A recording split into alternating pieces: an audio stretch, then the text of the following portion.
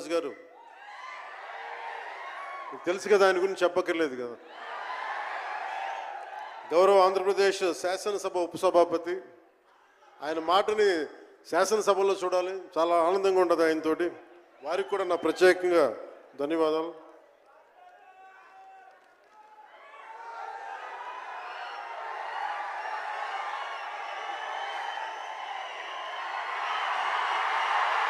సరిగ్గా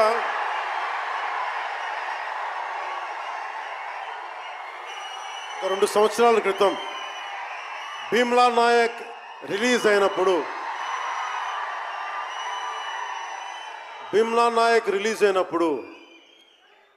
అందరి సినిమాలు 100లో ఉంటే పవన్ కళ్యాణ్ సినిమాలు 10 రూపాయలు 15 రూపాయలతో చేశారు.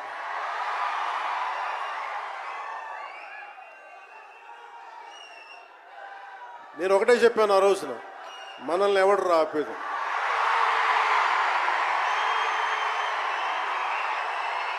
This is not about money. This is not about finance. This is not about records. This is about damn guts. This is about damn courage. This is about damn tenacity. We are here. We will stand by. We will serve justice.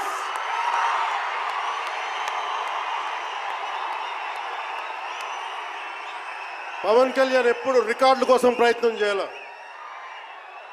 Reluctant actor. మా బ్రహ్మానందం గారు చెప్పినట్టుగా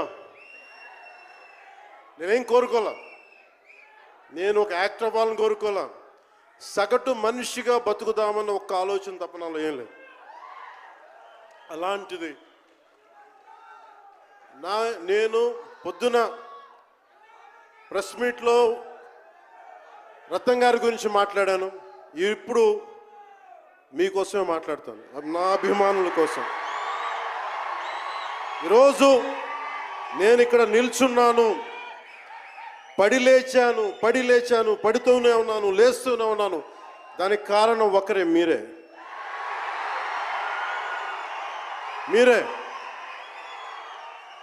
పడిపోయినా, కింద పడ్డా, లేచినా, ఉన్నా, అన్నా నీ వెంట మేము ఉన్నామని. నా దగ్గర ఏమన్నా ఆయుధాలు ఉంటాయా? నా దగ్గర ఏమన్నా గుండాలు ఉంటారా? నా దగ్గర ఎవరు లేరు, గుండెల్లో ఉండే మీరు తప్ప.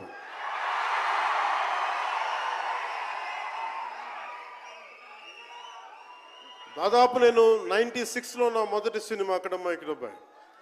ఇది 2025 అంటే ఆల్మోస్ట్ 29 to 30 years.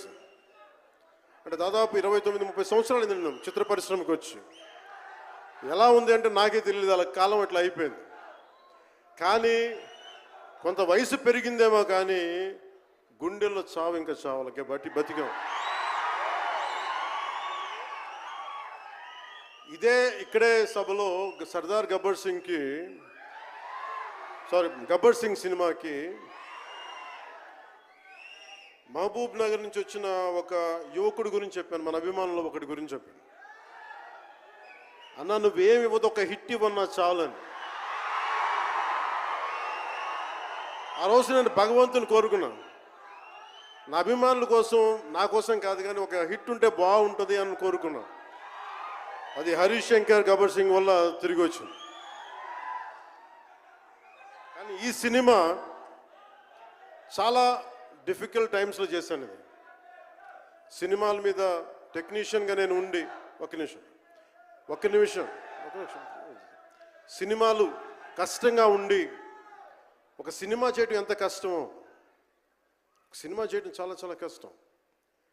నేను మీతో పంచుకోదలుచుకున్నాను ఈ రోజున. మీకు సంబంధించి నేను మొదటి సినిమా నుంచి ఇప్పుడు దాకా, జానీ సినిమా నేను చేసినప్పుడు అది ఫెయిల్ అయితే, ఆ సినిమా ఫ్లాప్ అయితే ఎలా ఉంది అంటే, ఆ రోజు నా పరిస్థితి వరుసగా హిట్లు కొట్టి కూడా ఒక్క సినిమా ఫ్లాప్ అయితే అందరూ మీరు వదలలేదు. నేను మీ గురించి ఎప్పుడు మాట్లాడతాను